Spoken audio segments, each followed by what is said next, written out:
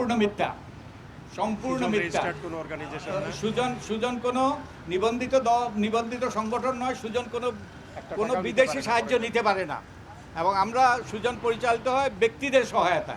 তো সুজন এটা শুধু ফেক নিউজ নয়, এটা ডিপ ফেক নিউজ, এবং এর মধ্যে কোনো রকম সত্যতা নেই। ওকে ওকে এবং এটা শুনেন, এই স্বৈরাচারের দোসররা আমাদেরকে বিতর্কিত করার জন্য এইসবগুলো করছে, এর মধ্যে সামান্যতম সত্যতা নেই। ওকে, ভুল বুঝাবুঝি না হয় আমি একটা জিনিস স্পষ্ট করতে চাই, আমি কিন্তু সরকারি লোক নই। আমাকে যে দায়িত্বটা দেওয়া হয়েছে নির্বাচন ব্যবস্থা সংস্কার কমিশনের জন্য, ওটার প্রধান হিসাবে, সেটা আমাকে সুজনের সম্পাদক হিসাবে সেই দায়িত্বটা দেওয়া হয়েছে। আমি যে কাজটা করেছি সম্পূর্ণ বিনা পারিশ্রমিকে একজন সচেতন নাগরিক হিসাবে এই কাজটা করেছি, তাই আমি সরকারি লোক নই এবং সরকারের লোক হিসাবে এখানে দাঁড়ানি, এই জিনিসটা স্পষ্ট হওয়া দরকার।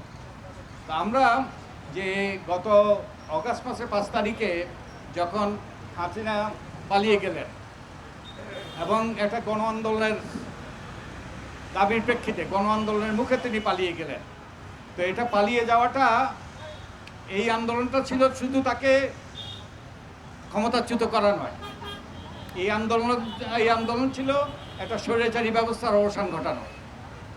এবং তখন যেই দাবিটা ছিল মানুষের মনে, সেটা হলো সেই স্বৈরাচারের বিতাড়ন, একই সাথে স্বৈরাচারী পদ্ধতি, স্বৈরাচারী প্রক্রিয়া, স্বৈরাচারী প্রতিষ্ঠান যেগুলো হাসিনাকে দানবে পরিণত করা হয়েছে তার যেন পরিবর্তন ঘটে। একই সাথে যে যারা অন্যায় করেছে, খুন করেছে, প্রায় 2000 ব্যক্তিকে খুন করেছে, এবং একই সাথে প্রায় 30,000 আমাদের নাগরিককে বিভিন্নভাবে আহত করেছে, নৃশংসভাবে আহত করেছে, তাদের যেন বিচারের আওতায় আনা হয়। হাসিনা তো আর আকাশ থেকে পড়ে নাই, হাসিনা স্বৈরাচারী হিসাবে আবির্ভূত হয় নাই, একটা পদ্ধতি প্রক্রিয়া তাকে স্বৈরাচারী করেছে। তো এই পদ্ধতি প্রক্রিয়ার পরিবর্তন হওয়া দরকার, যাতে আবারও যারাই ক্ষমতায় যাবে তারা যেন হাসিনার মতো আবার দানবে পরিণত না হয়। এই জন্যেই সংস্কার, এই জন্যেই নির্বাচনী ব্যবস্থার সংস্কার, এই জন্যেই সংবিধানের সংস্কার, এই জন্যেই প্রক্রিয়া পদ্ধতির সংস্কার, এই জন্যেই প্রাতিষ্ঠানিক কাঠামোতে পরিবর্তন, ক্ষমতা কাঠামোতে পরিবর্তন। তো এই জন্যেই সরকার 11টা সংস্কার কমিশন গঠন করেছে এবং আমাকে যে দায়িত্বটা দিয়েছে নির্বাচন ব্যবস্থা সংস্কারের জন্য কতগুলো সুপারিশ উত্থাপন করার, আমরা এগুলো করেছি। আমি আশা করি আপনারা এগুলো পড়েছেন এবং আশা করি আপনারা এবারে জনগণকে সচেতন করবেন। তো আমার যে আমরা যে উপলব্ধিতে পৌঁছেছি যে আমাদের নির্বাচন যদি সুষ্ঠু করতে হয়, নিরপেক্ষ করতে হয়, তাহলে আমাদের নির্বাচনী অঙ্গনকে পরিচ্ছন্ন করতে হবে। নির্বাচনী অঙ্গনে যে সকল অবাঞ্ছিত ব্যক্তিরা অতীতে নির্বাচিত হয়েছে এবং নির্বাচনী অঙ্গন দখল করেছে, তাদেরকে সেইখান থেকে তাদেরকে বিতাড়িত করতে হবে, নির্বাচনী অঙ্গনকে পরিচ্ছন্ন করতে হবে, একই সাথে রাজনৈতিক অঙ্গনকে পরিচ্ছন্ন করতে হবে। রাজনীতিতেও আমাদের বহু অনাকাঙ্ক্ষিত ব্যক্তিরা রাজনীতি পরিচালিত করছে এবং আমাদের দেশে দুর্ভাগ্যবশত অনেক অন্যায় গঠিত হয় একটা আতাতের ভিত্তিতে, অনেক ক্ষেত্রে রাজনৈতিক দলের ছত্রছায়ায়। তাই রাজনীতিতে পরিবর্তন আনতে হবে, একই সাথে টাকার খেলা বন্ধ করতে হবে, নির্বাচন কমিশনকে শক্তিশালী করতে হবে, তারপরে নির্বাচনকালীন সময় একটা নিরপেক্ষ সরকার থাকতে হবে, একই সাথে ক্ষমতার কাঠামোতে একটা নজরদারিত্বের কাঠামোটা যেন কার্যকর হয় সেটা নিশ্চিত করতে হবে, যাতে কেউ স্বৈরাচারী হয়ে না হয়ে পড়তে পারে।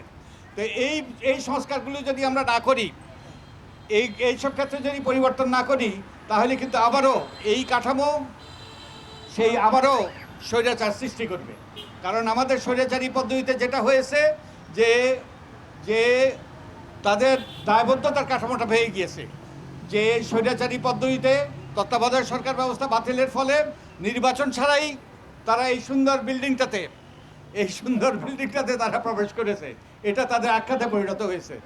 আমরা যখন ওই যে নির্বাচন ব্যবস্থা সংস্কার কমিশনের পক্ষ থেকে আমরা যখন জনগণের মতামত দিয়েছি, এখানে যখন মানুষের সাথে আমরা মত বিনিময় করেছি, তখন অনেকে এসে বলছে এই সুন্দর বিল্ডিংটাতে অসুন্দর ব্যক্তিরা কীভাবে প্রবেশ করে, আপনারা নিশ্চিত করবেন তারা যাতে না হইতে পারে, তা যাতে না ঘটে।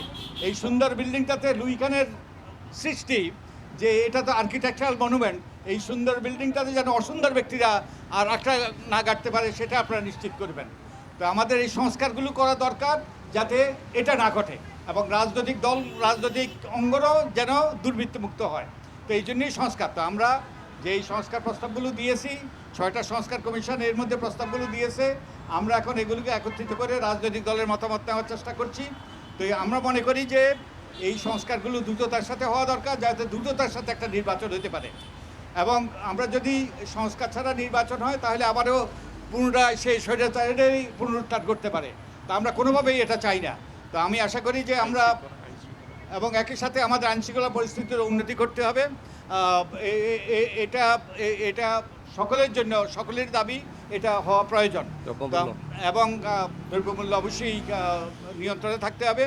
তো আমি আশা করি আপনারা যারা এখানে গণমাধ্যমের প্রতিনিধি আছেন, আপনাদেরকে সোচ্চার হওয়ার জন্য যে আমরা যেই প্রস্তাবগুলো দিয়েছি, সুপারিশগুলো দিয়েছি, এগুলো যেন জনগণের কাছে পৌঁছে এবং জনগণ যাতে উপলব্ধি করতে পারে যে এগুলো হওয়াটা জরুরি, এগুলো হওয়াটা গুরুত্বপূর্ণ, যাতে আমরা একটা সত্যিকার অর্থে সুষ্ঠু নিরপেক্ষ নির্বাচন দ্রুততম সময়ের মধ্যে অনুষ্ঠিত হয় এবং এর মাধ্যমে সত্যিকারে সহজযোগ্য এবং জনকল্যাণে নির্বাচিত প্রতিনিধিরা আমাদের এই সুন্দর বিল্ডিংটাতে বসতে পারে, আমাদের গণতান্ত্রিক ব্যবস্থাটা কার্যকর হয়। তা আপনাদেরকে এই রোদের মধ্যে আর কষ্ট দেব না।